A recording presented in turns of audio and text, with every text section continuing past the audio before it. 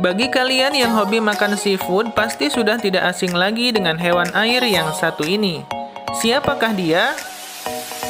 Ini adalah udang karang. Ya, betul sekali, itu adalah udang karang atau biasa disebut lobster. Tapi tahukah kalian, ternyata lobster itu ada dua jenis loh, jika dilihat menurut habitatnya, yaitu lobster laut dan lobster air tawar.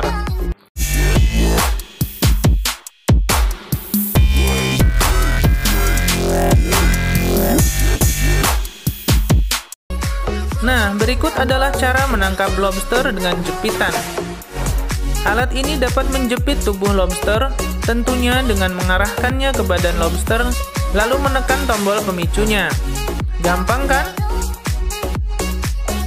Tunggu dulu, tapi cara ini hanya bisa dilakukan dengan menyelam ya. Ada juga cara lain untuk menangkap lobster, seperti menggunakan jaring contohnya. Dan cara ini sangat cocok atau bisa menjadi alternatif bagi yang tidak suka menyelam.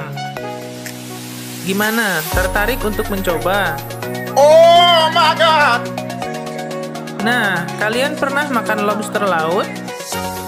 Anggap aja udahlah ya. Selain jarang, lobster merupakan salah satu menu mahal di restoran. Pernah kepikiran habitatnya seperti apa? Nah, biasanya lobster hidup pada kedalaman antara 5-30 meter, tergantung jenis spesiesnya. Mereka menyukai hidup pada lubang atau celah-celah batu karang, serta dasar dari terumbu karang.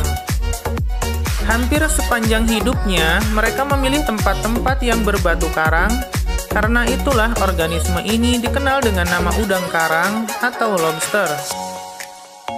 Kebiasaan hidupnya merangkak. Maksudnya kebiasaan hidupnya merangkak di dasar laut yang berkarang, di antara karang-karang, di gua-gua karang, dan di antara bunga-bunga karang.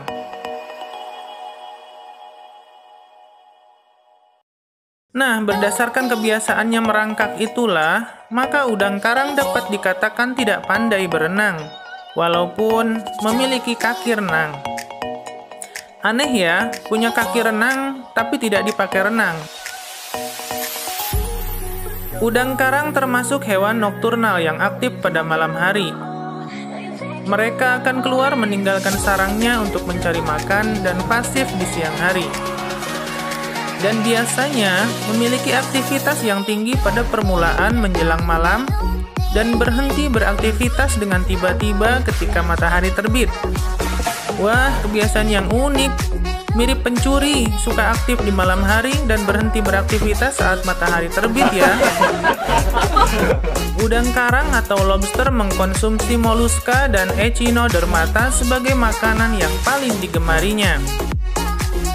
Moluska adalah termasuk semua hewan lunak dengan maupun tanpa cangkang, seperti berbagai jenis siput, kiton, kerang-kerangan, serta cumi-cumi dan kerabatnya.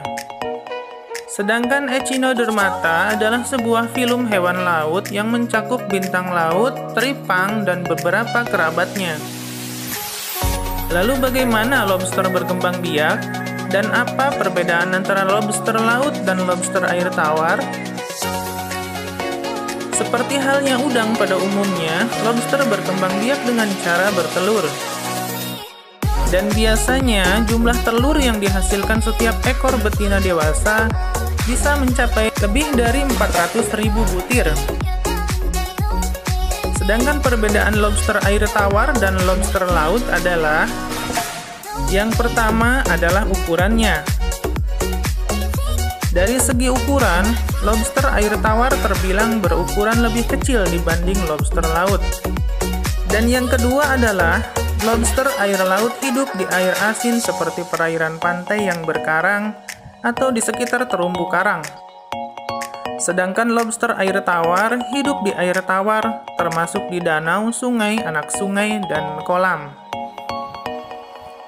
Yang ketiga adalah lobster air tawar memiliki ciri morfologi berupa tubuh yang berwarna biru kehijauan, hijau kemerahan, dan berwarna biru laut dengan sedikit bercak kemerahan.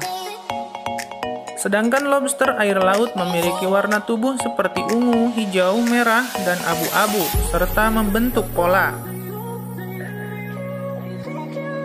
Yang keempat adalah yang menjadi ciri utama lobster air tawar yang sangat menonjol, yaitu memiliki sepasang capit yang ujungnya berwarna merah, terutama pada induk jantan yang telah berumur lebih dari 7 bulan. Sedangkan lobster laut cenderung tidak memiliki capit. Itulah cara unik menangkap lobster di habitat aslinya dan beberapa perbedaan pada lobster laut dan lobster air tawar. Semoga bermanfaat dan menambah wawasan. Jangan lupa untuk memberi dukungan channel ini dengan cara klik subscribe, like, komen, dan share videonya agar bermanfaat buat orang lain ya. Terima kasih sudah menonton dan sampai jumpa.